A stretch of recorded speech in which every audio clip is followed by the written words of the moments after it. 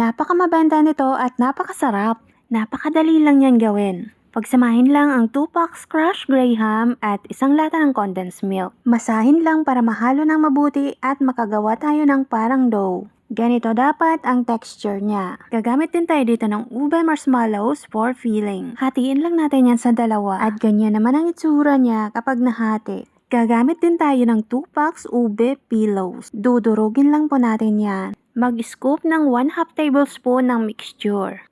Dapat tamang pagtakal lang, wag sobra para hindi tayo malugi. Bilugin lamang ito at i-flatten.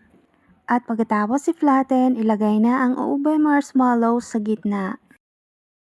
Isara ito ng maigi para di bumuka at bilugin ulit. O yan, ganyan. Napakadali lang, di ba?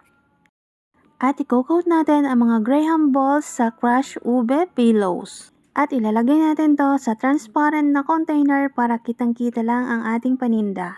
Nakagawa po ako dito ng 88 pieces ng ube-filled graham balls. 5 pesos lang per piece, malaki na ang kita dyan.